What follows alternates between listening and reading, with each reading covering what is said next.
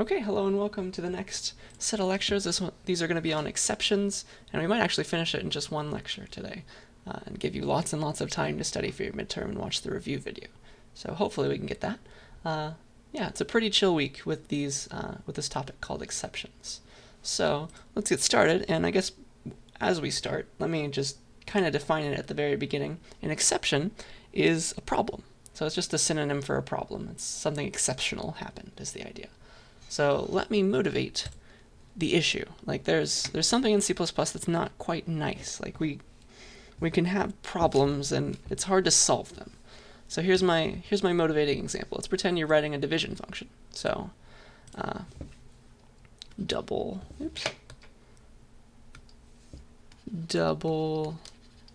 division or divide, double x, double y.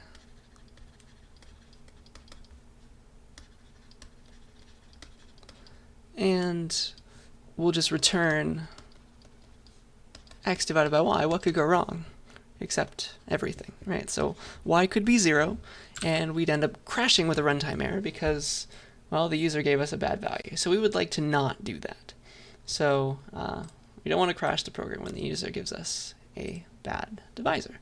So it's possible to be like, if y is 0, do something, like alert the user, tell them they were stupid, things like that. We want to alert the user somehow, and we also want to not crash the program. So we want to somehow handle this error is the idea. Handle the error, and let me show you how tedious it is right now with our current C++ knowledge. Okay? I am motivating something else. These things called exceptions. So let's make a file called division. I didn't make anything, right? Vim division.cpp. So we want to eventually do this, like divide 5 and 0 or something. So double divide, double x, double y, and then we'll say return x divided by y, please. Little does it know. So we can say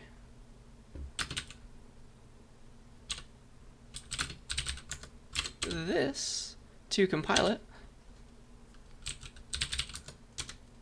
and bam, oh, we actually get infinity with doubles, don't we? Never mind, let's make these ints. Doubles are a bit more nice.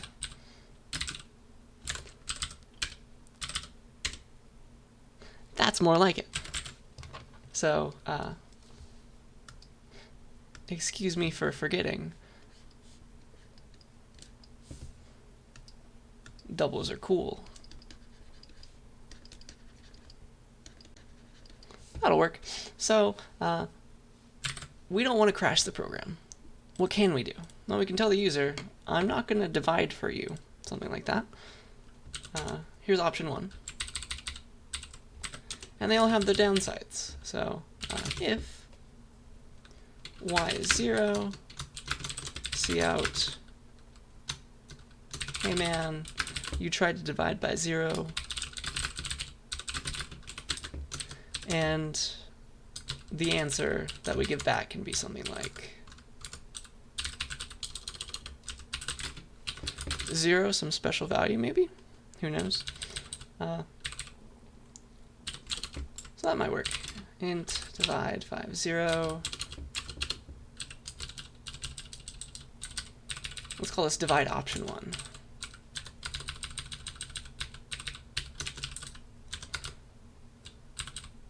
So, option 1, return a special value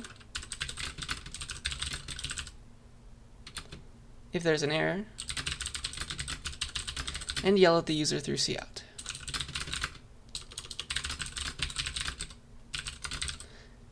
This may work. Why is this unhappy? Oh, sorry. Int result 1 equals divide option 1. And then we could cout the answer if we wanted to, or maybe do things with it. So that's the first way you could do it. It's like, all right, you try to divide by 0, so I'm going to yell at you, and I'm also going to return a special value. So maybe that's all you need. But the issue is you can't tell when something went wrong. You, the caller of the function, can't tell when something went wrong. Because I could have just as easily done this. Res2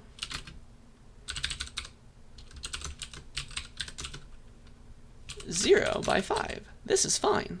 And I'll still get back 0. Res2 equals 0, and no problem occurred. So if you want to return an int, and you want it to be a special int, the issue is you can sometimes get that back by dividing, right? So you have no clue down here in main whether or not a problem happened. Like, yes, res1 was 0, but I could have just as easily calculated 0 properly through division. That's a problem. Okay, so I don't know the problem happened. So, okay, how can we alert the user that a problem happened? Okay, option 2.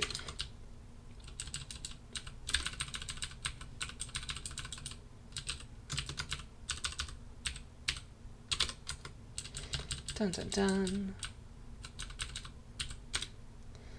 Well, the second option is to maybe not return an int anymore, but to return a pair.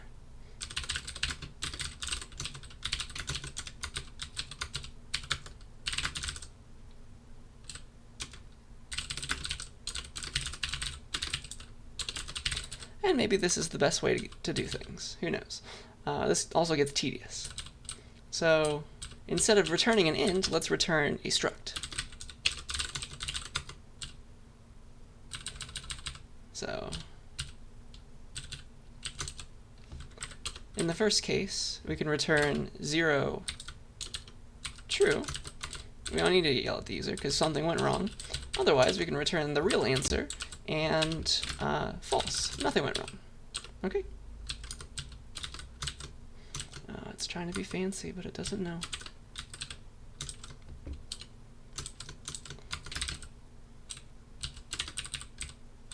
There we go. You need a semicolon. There we go. Okay. So option 2. Return a pair of answers instead of just the answer. So the results dot res holds the result if nothing went wrong. If the dot did something go wrong, it's false. Okay, so it'll tell you if something went wrong by setting this did something go wrong field of the answer pair. So now we're getting back, hey, like here's my res3 or something. We're getting back the actual result, which could have been a real answer or 0, and then we got back a flag that we set if something went wrong.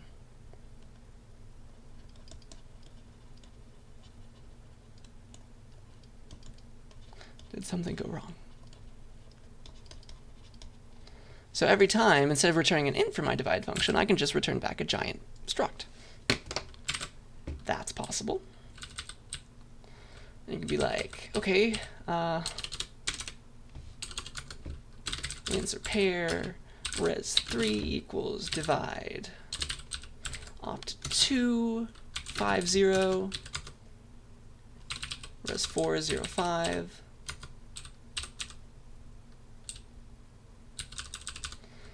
So now I can differentiate these. So upside, I can differentiate res3 and res4 as the caller.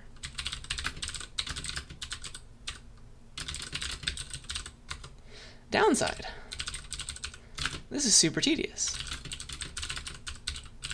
If I want to use the answer, I have to say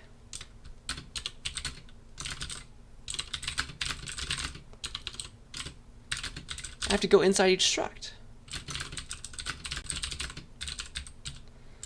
So So for example, if I want to use res4, I need to check first that res4 dot did something go wrong is false, so it's actually a real number that I got back, and then pick out res4 dot res, the actual answer that lives inside of it. That's a huge pain if you're building up an answer somehow. You just want to know, hey, did one of these go wrong? It's a bunch of if statements. It's very tedious.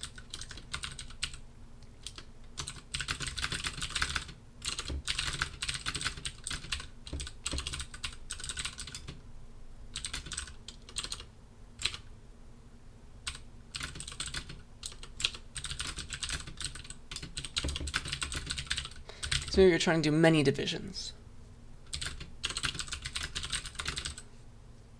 Okay, that's option 2. One more option that I can think of on the top of my head. Okay, still return the int.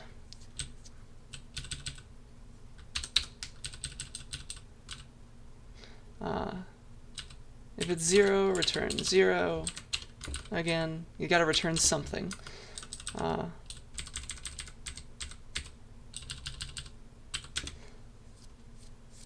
And you can set a global flag, maybe.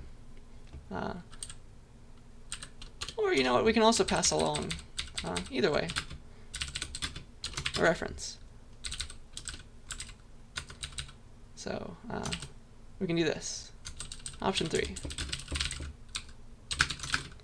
Either pass along a flag or have a global variable.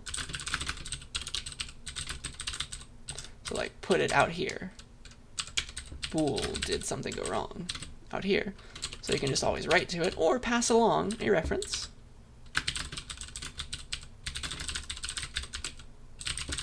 To a Boolean variable to use as a flag to represent whether or not something went wrong. Okay? Set the Boolean variable, excuse me, to true or false depending on whether or not the answer was computed correctly.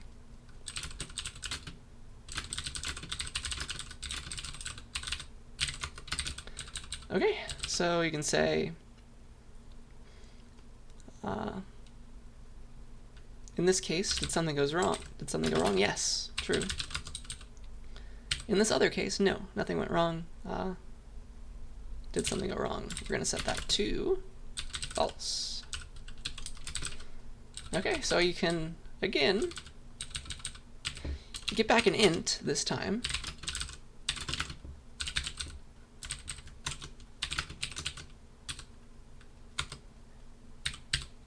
But you also have to set a flag.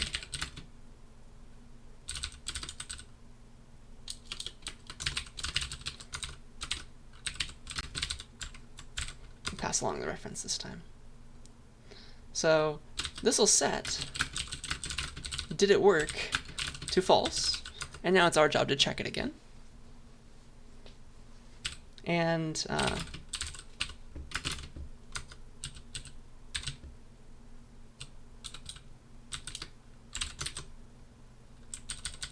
this will set it back to true, or it'll set it to true.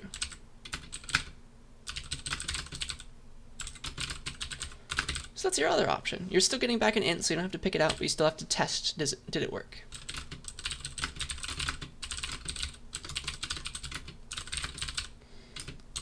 Each time you want to use the answer.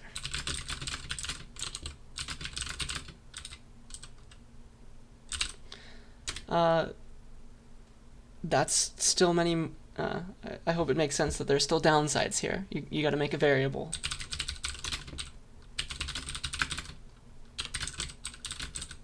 Pass it along. Remember to check it each time.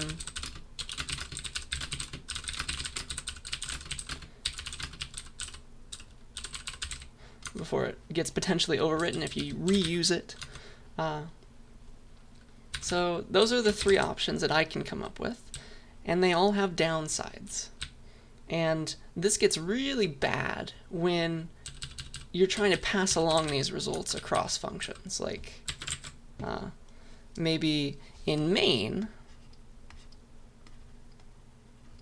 you're calling a function that itself calls divide, gives it back here, and main wants to know, hey, did it go right? Did the whole computation go correctly? So now suddenly you have to chain a bunch of if statements. Like this function that does some computation has to also return like, hey, did things go correctly? Who knows? So the farther away this function that might go wrong is from where you want to use the answer, you have issues. Like you have to ferry along the answer. You have to ferry along the fact that it went okay. Okay? So, extra downside for all of these, you have to pass along the Boolean flag, the fact that something went wrong,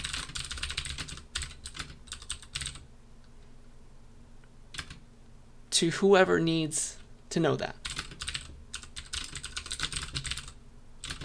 Maybe main needs to know when something went wrong, but the computation is happening in a bunch of nested function calls.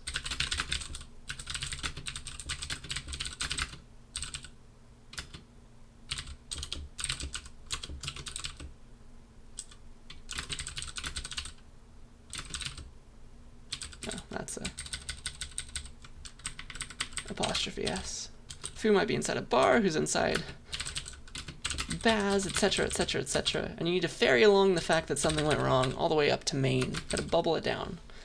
That all sucks. Okay, so those are your three options right now, and I hope I have convinced you that they all suck. Alright, so let's keep going. Exceptions. Enter exceptions. And let's talk about them now. So an exception is just something that solves this problem. What it is it is a special, just C++ construct. It's like if, else, things like that. It exists, and it's like an if statement almost. It just signals the fact that an issue happened. Okay, an exception occurred. And exceptions, there's some metaphor terminology going in here. Exceptions get thrown, we say, when they occur. Exceptions get thrown. And so it's like, here is your exception block. It's like bad things happen. You need to throw that to somebody, to whoever cares. So you're throwing it. And who cares about it, it's got a little spot, it's waiting for it, needs to catch it. Okay, so an exception, we say it gets thrown when it occurs, and if we want to handle an exception and do the right thing, we can catch it. Okay, that's how we handle an exception. Okay, so I think we're ready. Let me now show you exceptions. So you've actually already seen exceptions in the standard library, believe it or not. Let me give you an example of that. So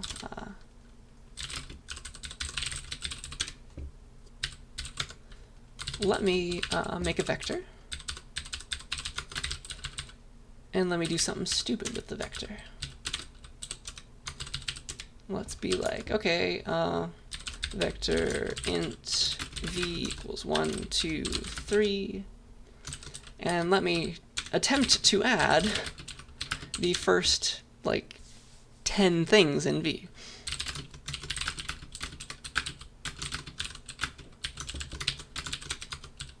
This will fail miserably, right? V's only got 3 things, not 10 things. So sum plus equals v at I. You gotta use the dot at for v. You can't use the, technically you can say v of I like this for pretend it's an array, but that will not give me an exception. This dot at will. That's why I prefer to use it. Okay. Let's run this. And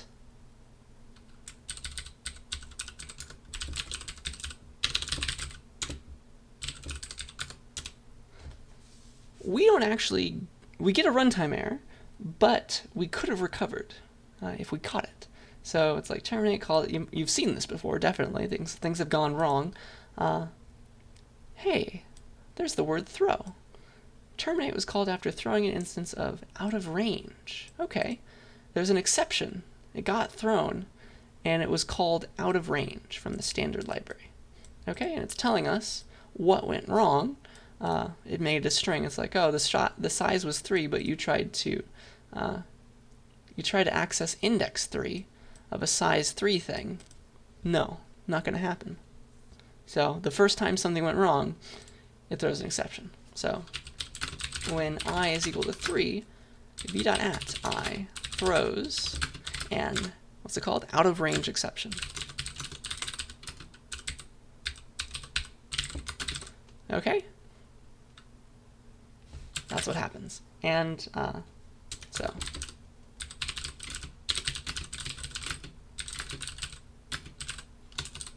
strings do this too, of course.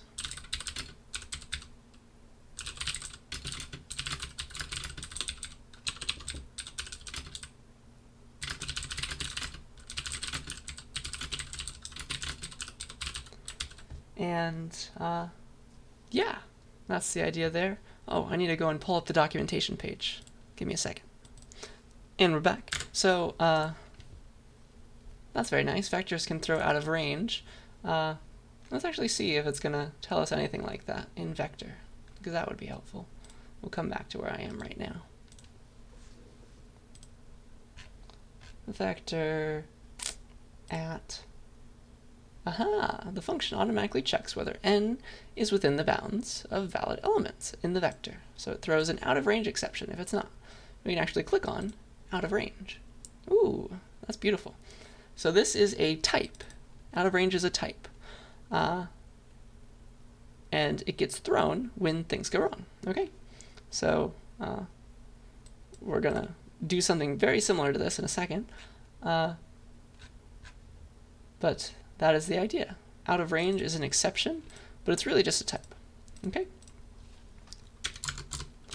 Every exception that gets thrown is just a value of a given type. Okay, it can be anything. You can throw an int if you want. So it just so happens that we tend to throw things that are of exception type. Okay, out of range is a logic error, is an exception. That's how we read that. So let's fix this. Let's fix this problem. So let's catch that out of range exception and recover from it. All right, so this is the main thing that I want to teach you. It's called a try-catch block. So when you think something might go wrong, when you think a piece of computation might go wrong, you say try, you wrap it in that. It's like, try to do this, please. I don't know if it's going to work. So try, and then catch. And then you put something there, and then you handle it. Okay? So this is the idea. You say, use try-catch blocks.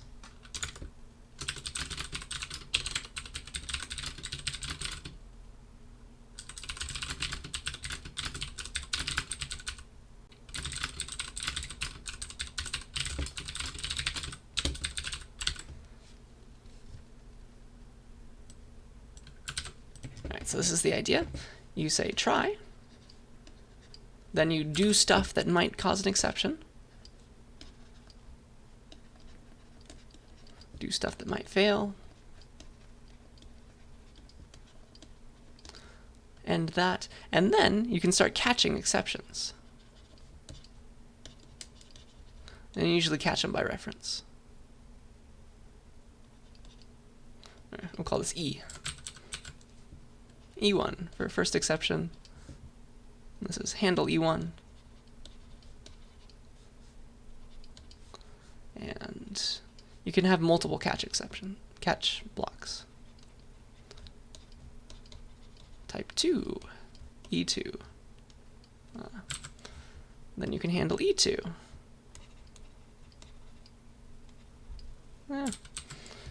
If only I could spell.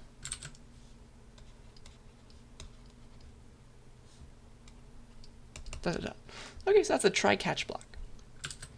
And so, as long as we handle this out of range exception, the program won't stop because we have recovered from it. That's what it means to catch an exception. It means that we know how to recover from out of range. Out of range reference E. Okay?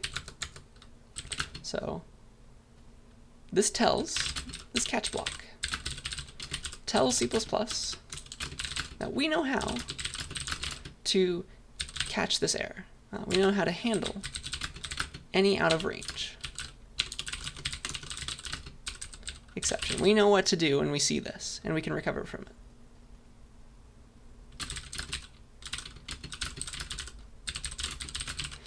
So now it won't stop the program. So we can say, like, oh,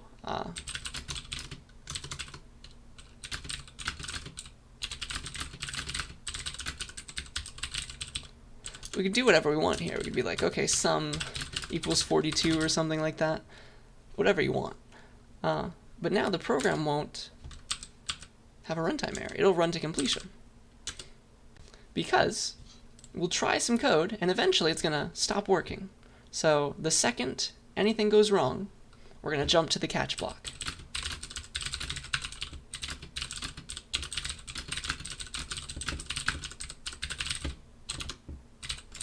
The code in here will stop executing and jump to the proper catch block, if it exists. Okay, so we had an out of range exception, so we were able to catch it. Okay, so that's the idea. So what is out of range? It's a logic error. Does it have anything useful here? No. Out of range is a logic error. It has everything that logic errors have. Okay, logic error is an exception. It has things that we can access now. So now, because a logic error is an exception, we can run any of its member functions. So it has a method called what, which is hilarious, and it's up to the implementer of the type to implement that function to say what went wrong. Okay, it's funny that it's called what though. It returns a C string. So every exception out of range, we say inherits from exception. The standard library is exception type. So it has a .what member function that returns a string that tells us what went wrong. Or at least it's supposed to. So we can say cout e dot what new line. Okay. So we can run arbitrary code up in here, and here was the what from the exception. Okay, so it's like, okay, it failed because of a range check apparently. The n, which was what we were looking at in the vector, the index, it was 3, but oh man, that wasn't right. The size was 3. Okay, so e dot what, which is exactly what, no pun intended, the runtime error showed us. It's like, okay, you didn't catch an exception. Here was what went wrong. I'm going to be nice to you. Maybe if you caught that, it would have worked. Okay, so that's the idea. If there is an exception that you do not catch, the program will still run. Or sorry, will stop running.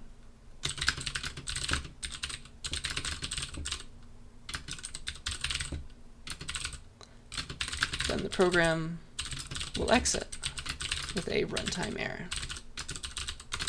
just as usual if you didn't have a try-catch block. So, try-catch, that is a short introduction to that. All right, so now we can throw our own exceptions. So I'm going to show you this standard except library, and it has many a type inside of it. So here is standard except. We can include it, And there are many different kinds of errors that you can throw. You can throw any of these types. You can make values of these types and throw them.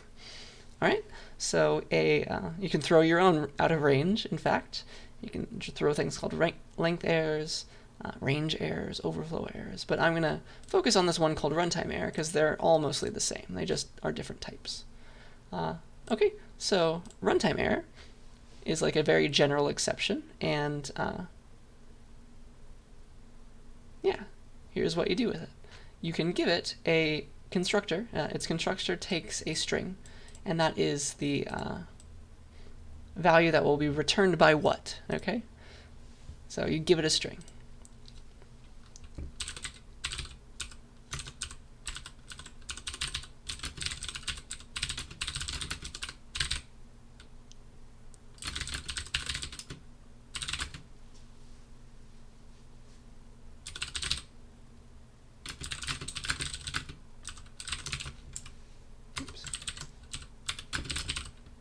All right, so let's make our own runtime errors now and throw them.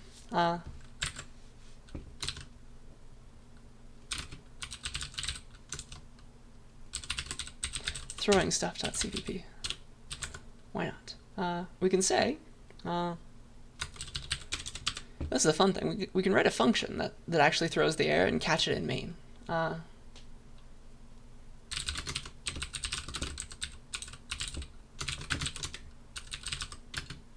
And so let's include standard except throw runtime error. Or we can just make the object normally, I guess.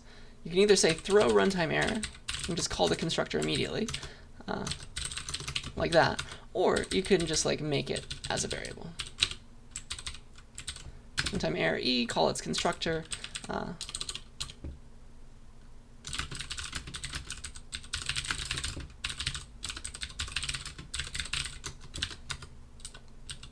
And then you can throw that. Okay? That is the syntax for throwing. Throw space the thing. The type that you want to throw. And down here in main, we can say, all right, try to do this set of code. It might fail. It's definitely going to fail. Then we can say catch runtime error e, and we can output e dot what.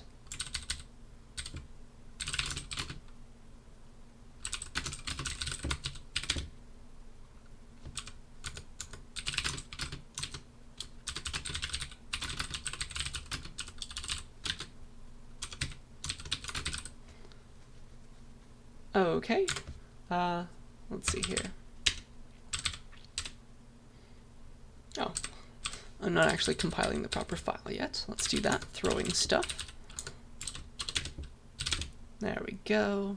/throwing stuff.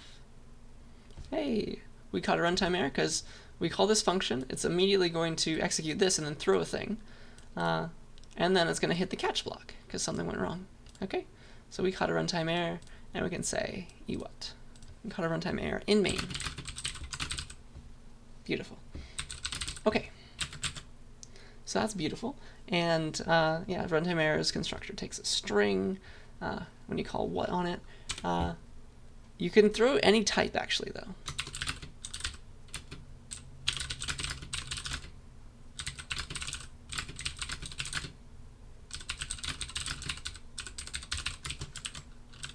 Which might be weird, but that's okay. You're able to throw any type. Rather than just stuff from standard except. So you can say, observe,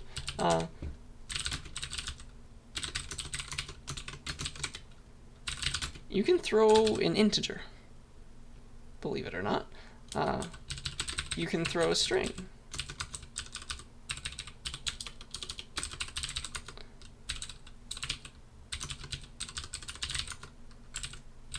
And we'll say string blah. And so again, we can say try, throw an int, catch, int x. Don't have to take an int by reference, it's just a primitive type. Caught,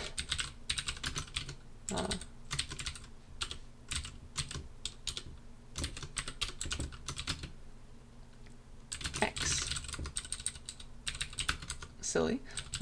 Let's do the same for string.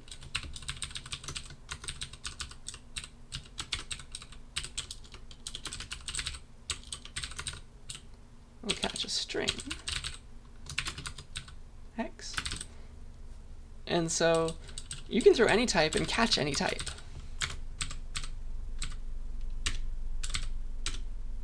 Whee. So it caught 42, it caught blah. Yeah, and it's always just going to catch the first thing that goes wrong as well. So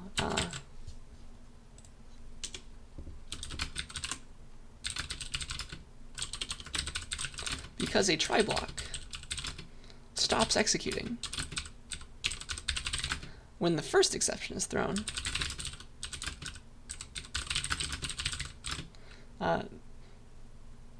you have to be careful about what you expect it to do. Okay.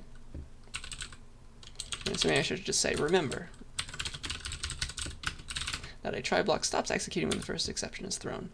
So you might have to do a lot of recovery if you have a very long try block.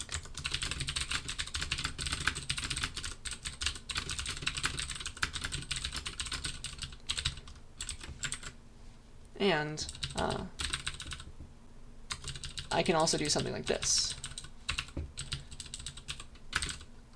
We know what's going to happen, so this will never actually hit the string case. We'll never actually catch a string in this one.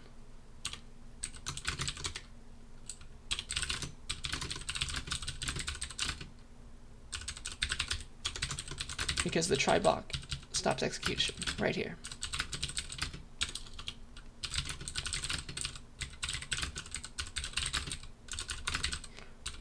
Okay, so that's the idea with all this stuff, and we now know how to throw our own exceptions and catch them.